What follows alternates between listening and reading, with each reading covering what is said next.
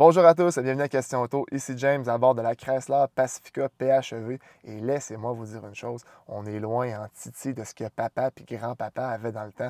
Je pense au genre de Chrysler Voyageur 95 ou si on recule encore plus loin, celle avec les panneaux de bois sur le côté. Ah, le bon vieux temps. Moi, je suis sûr, je suis un peu plus jeune pour ça, mais je suis sûr que vous avez des bonnes histoires à me conter. Dites-moi ça en commentaire, je veux les savoir, les bonnes histoires croustillantes.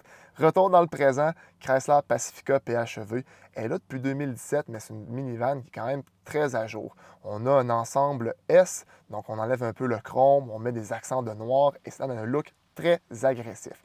On a des phares avant aussi qui s'agencent bien avec tout ça, un capot plongeant, des phares LED, des roues 18 pouces noires, 17 pouces si on n'y va pas avec le pack S. À l'arrière, même chose pour les phares DEL. Et on va se dire, le standard, c'est qu'une minivan, c'est gros et c'est laid, mais celle-ci, elle est assez belle, merci. Mais on le sait très bien, hein, la plus belle partie d'une minivan, c'est pas à l'extérieur, mais bien à l'intérieur. Premièrement, écran multimédia 10.1 pouces. On peut connecter jusqu'à 2 téléphones en même temps. 2 télés tactiles à l'arrière avec une manette qu'on peut contrôler. On a Amazon Fire TV, on a Netflix aussi. Donc, de quoi se divertir vraiment. Un audio Harman Kardon qui sonne très bien. De la climatisation autant à l'avant qu'à l'arrière qui fonctionne à une vitesse assez fulgurante, merci. Donc ça, j'apprécie beaucoup. Autant, surtout pour ça à l'arrière, vu la grosseur de ce véhicule-là. C'est un intérieur en cuir, des matériaux de qualité que je dois dire que j'aime beaucoup, à part à deux endroits, et je parle de la console centrale et au-dessus de l'écran multimédia. Là où il y a du noir lustré au-dessus de l'écran multimédia, on touche et on voit que le plastique qui plie. Même chose pour la console centrale. Pour une vanne à ce prix-là, j'ai vraiment de la difficulté avec ça. Je reviens avec le prix plus tard. Sinon, c'est confortable, les appuis-bras sont bien placés, il y a beaucoup de place dans le véhicule. Et quand je dis beaucoup de place, c'est beaucoup. Celle-ci, vu que c'est une hybride branchable, on n'a pas le Stow & Go à la deuxième rangée, seulement la troisième. Mais ce que ça permet de faire, le Stow & Go, c'est rabaisser les sièges de la troisième rangée pour avoir un plancher plat. À ce moment-là, rentrez-en des affaires, vous avez de la place, c'est sûr et certain. Puis je vous parle même pas de tous les ports USB, USB-C qu'il y a. Bref, cette minivan-là est faite pour prendre du monde en titi. Pour ce qui est du motopropulseur, on parle d'un 3.6 Pentastar qui a été adapté pour recevoir la motorisation hybride. C'est deux moteurs électriques avec une batterie de 16 kWh. Ça va permettre de faire un 51 km en 100% électrique. Mais ça, faites attention, là, aussitôt, et je dis aussitôt qu'on commence à monter une côte ou en descendre une, si le terrain, le relief change de la route, mais le compteur change aussi. Donc, ce n'est pas quelque chose de très fiable. En général, si vous faites une route un peu en ligne droite en ville, vous seriez supposé faire le 50 km, mais des fois, il va afficher plus, des fois, il va afficher moins. Par exemple, j'ai fait un 8 km pour aller au travail et en 8 km, j'ai perdu 16 km d'autonomie.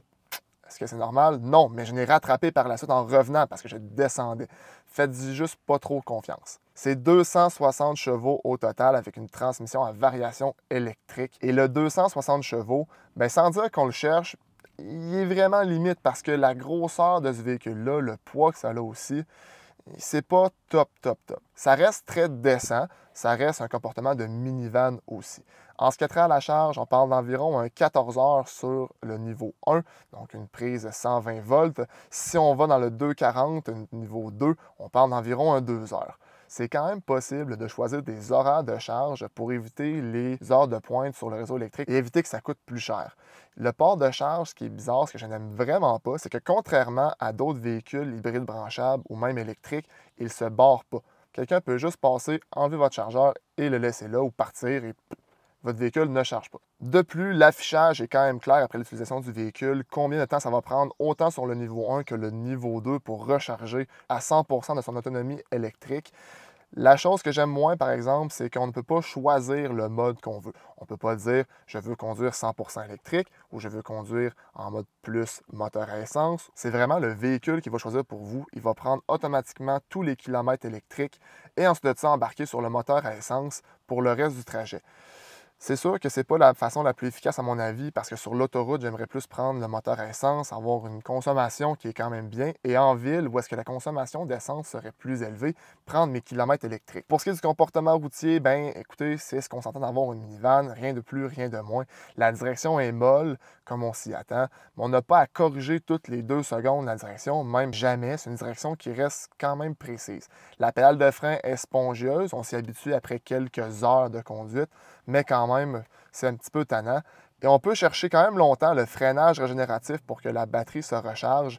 Il faut appuyer sur la roulette et aller sur le L pour activer la max régénération qui appelle. Et c'est pas non plus quelque chose qui va recharger au maximum le véhicule. C'est vraiment en freinant qu'on va avoir un graphique qu'on peut aller chercher dans le tableau de bord qui va nous indiquer que la recharge est en cours. Ça, je dois avouer, c'est quand même bien fait. Je dois avouer que j'aime quand même ça. On a une distinction entre le moteur à essence et le moteur électrique. C'est assez clair. On peut aussi voir dans l'écran multimédia comment ça se comporte, quels sont les kilowatts utilisés par le moteur à essence et le moteur électrique. Et maintenant, la grande question, la question qui tue, combien ça coûte un Chrysler Pacifica PHEV? C'est la seule minivan sur le marché qui est hybride branchable. Donc, pour une version comme on a en ce moment, une Limited avec l'ensemble S, on parle d'un 68 735 taxes incluses, plus un financement à 6,99 % sur 60 mois, qui tombe à 81 660 $. Et ça inclut la subvention de 10 000 $ du gouvernement. Donc, faites les calculs comme vous voulez, là, on dépasse le 90 000 $ pour une minivan. Je dois avouer que je ne serais peut-être pas prêt à payer ce prix-là pour une minivan, surtout en considérant que les personnes qui achètent ça, ils ont sûrement des enfants qui prennent des dépenses et que l'argent doit être mis à des places quand même bien stratégiques. Par contre, je dois avouer que la consommation d'essence est quand même surprenante. Personnellement, j'ai fait une moyenne de 4,9 litres au 100 sur environ 150 km.